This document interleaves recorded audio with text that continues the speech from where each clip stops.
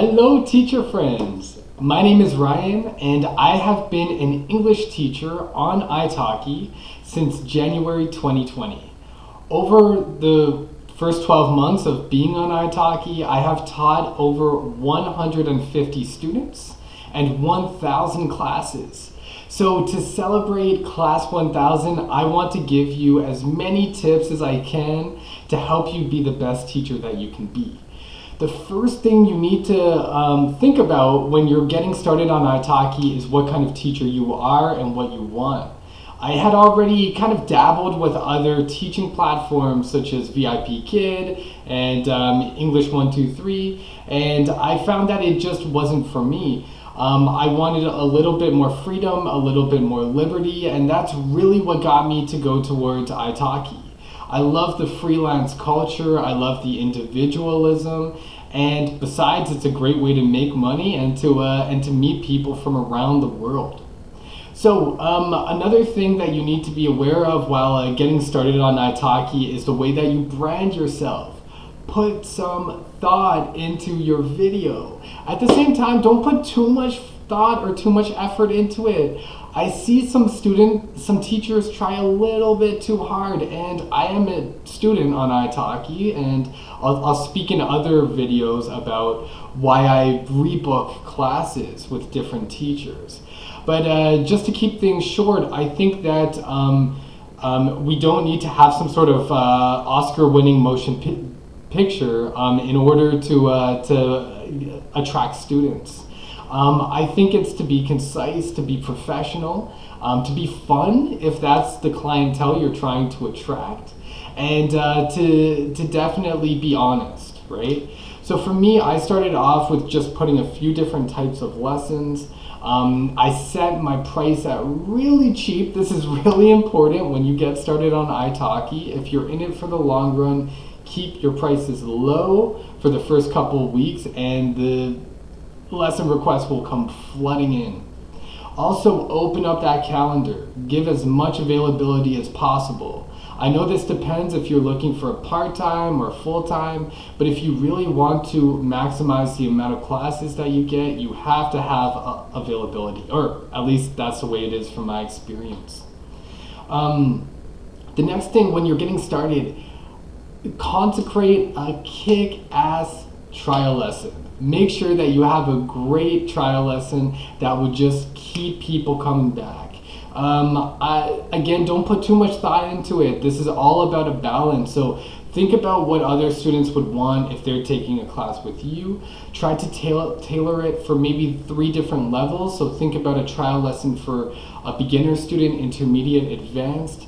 For me, I talk about my trial lesson that I've been using for 1 year now, and it's gotten me a lot of students to rebook and rebook. And I think that it makes a big difference versus, showing up late, not prepared, and perhaps having a lesson that's either dull or just doesn't have a lot of substance. So I would definitely try to get a good trial lesson. And the next thing, this kind of ties in with the clientele from before. Keep in mind the different clientele, the different students that you might be attracting. When you go into a class, you could see anybody on the other side of that screen. And I mean, I've seen all different sorts of people, especially in trial lessons. So do yourself a favor and keep an open mind. After one year of teaching, just a few weeks ago, I had a student come in and basically just say, I just want to talk. I just want conversation. And that was the first time that a student has ever done that. So maybe having a strict program isn't always the best thing to have, but it's good to have a few games, activities, and maybe just talking points in your back pocket, just in case. Awesome. The next thing I want to talk about is money, because I know that's why some of you are here. For me, I started off very, very low. And one of the most important things on iTalki is being a copycat, I think. Look at what other people are doing as well. I'm sort of sound vain, but I do go to other teachers' profiles, especially as a student myself, but even other English teachers' profiles, and I see what they're doing. And I noticed that some English teachers will have very expensive lessons, but their trial lessons will be a dime, and by a dime I mean $1. So that has actually worked very well for me, keeping a very cheap trial lesson and maybe bringing your prices up incrementally. I started off at maybe $8 a pop in January, and by April or May, that was up to probably 15 or double, right? So in terms of money, I do think that you can make money on iTalki, but the more important thing is consistency. I brought my prices up. I kept a lot of students. Everything was great. However, some students weren't able to afford it. Keep in mind, a lot of students who are learning English are students who come from all different countries, all different economies. So some of them cannot afford to learn English for $30 or $40 an hour. So I don't think this should be your main goal, but I think that especially if you're looking to have a stable income, is to not raise your prices too much at one time, to be honest with your students. If you do have a good relationship with them, tell them beforehand, but I don't think this is absolutely necessary if you're bringing it up by a couple dollars. And to definitely offer deals. Yeah, that's what hit me 8 months in. I was losing some students, and then I'd bring my prices down. I'd get some students, bring them up, lose some students, and it was coming in waves. And I thought, what is the formula? What is the algorithm? What is the balance? And I found that paying your students back, the students who are very loyal, give them loyalty credit. I started giving 1 or 2 students, honestly, a free lesson. I know not everybody could afford that, but I did. And some of these students have been with me for a long time. Other students, I started giving a promotion, a certain deal on their lessons.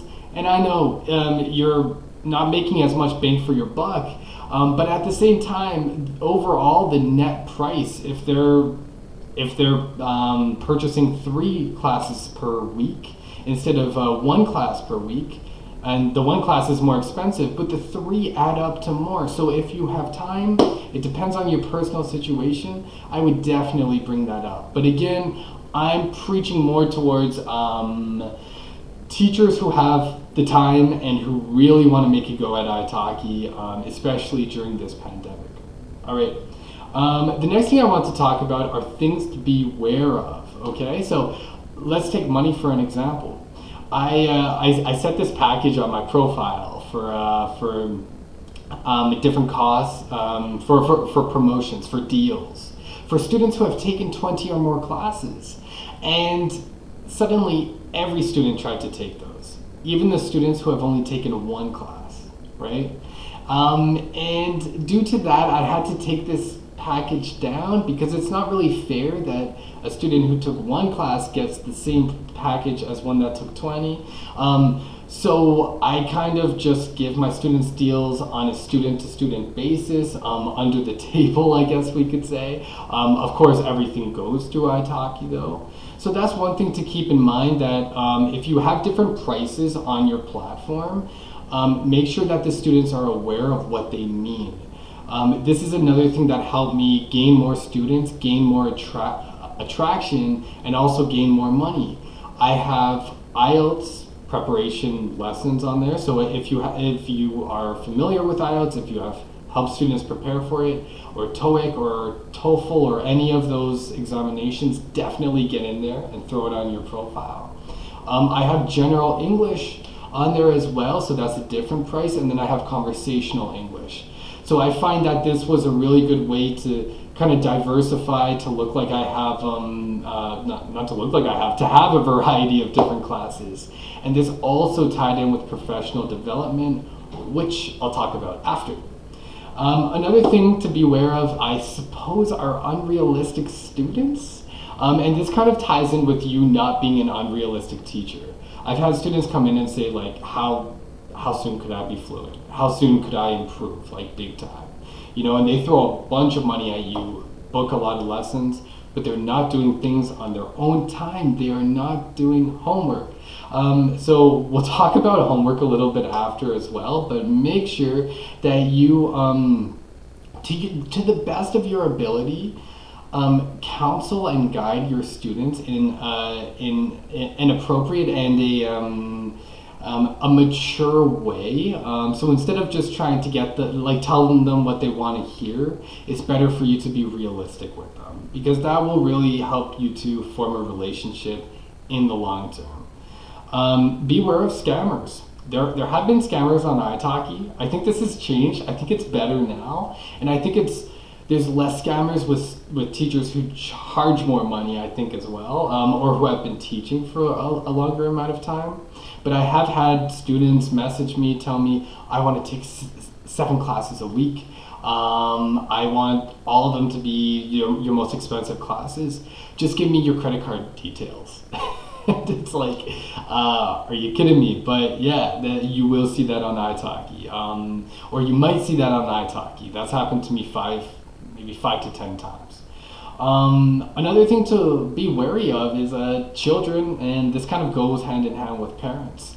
I've had a really good experience teaching children, actually, even though I don't like teaching children. But I know that. I'm not into it. I don't like teaching children. It is not my demographic. However, communicating with parents who speak a different language than you could be difficult sometimes. Luckily, I haven't had a problem. There haven't been any communication barriers or anything like that, but I could definitely see how that could become a problem. So if you're teaching children, definitely be wary of also keeping the parents in the know. If you give them homework, maybe send a message to the iTalki message and also address the parents as well, to keep them in the know. And I think that this could be a really good way to form a relationship, not only with the student, but with the parents as well. Beware of your background. All right, I know it's not beautiful like it used to be, but if you look behind me, I got a couple pictures. I got not the nicest curtains, and I have a blank wall. And I find that this is better than having a bunch of garbage bags behind you. So keep in mind what your background's looking like. Make sure that they could see your face, that it's visually pleasing. And if in doubt, just keep it simple and just keep a blank wall behind you, and that works for me. Awesome. Fantastic. The last thing to be aware of, connection, right? What can we do? It's not a basic human right anymore, or yet, I suppose, is it? Connection is not good in every single square kilometer of Canada. Neither in Ireland when I lived there. Connection is not perfect. It might be perfect for you, and it might not be for your student. So this is also a kind of thing like you need to use your discretion to understand what will happen if there's choppy connection, what will happen if a class is canceled due to your connection, due to the student's connection. Make sure you start building in these kind of guidelines and these kind of teaching principles before you go into iTalki. And if you don't know, don't worry, because you'll figure it out along the way. And that's what happened with me as well. Just keep watching my videos, keep looking at what other people post on iTalki, on YouTube, and just like me, you will learn from the community exactly, and maybe on your own as well, how to form these principles. Okay, so this goes in with your mentality as a teacher. Like, who do you want to attract? What's your clientele? What's your style as a teacher? I have uploaded 3 different videos throughout the past year. It's not too much, but basically my information changed, so that's one reason I switched it up. Like when I started, I was in Ireland, now I'm in Canada, so I don't want them to think I'm in Ireland when I'm not, right? But it's a good thing for you to update this from time to time, and to update the different lessons that you're offering, so that's more in line with the kind of person you are. I think that my first video was very child friendly, and I was very full of energy, and then as I began to pursue my CTESOL program at Carleton University, I became a little bit more theoretical, interested in the pedagogical approaches of English teaching, and I think this kind of reflected in my newer videos. So I think that's definitely a good thing for you to reflect on. Who do you want to teach? What are the goals? What are you good at as a teacher? And what do you need to improve on? And to be honest about that with your students as well. Yeah, perfect.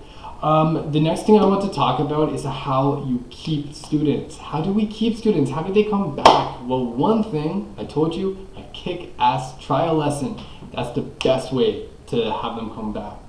The next thing is homework. I've been dying to talk about this because this made the biggest difference for me as a teacher on iTalki. Giving my students homework.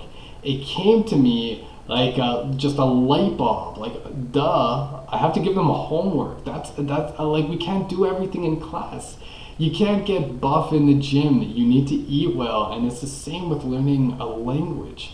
So for me, I started off doing probably more than I had to. I went all throughout the internet and tried to personalize it for each student. But right now, over time, I got to a point where I started to create plans for the week or even for the whole month. I'll have them read something one day, listen to a video or watch a video the next, write something the next day, do some grammar the next day, and keep going like that. Find these materials on British Council. There are lots of different websites you could go onto.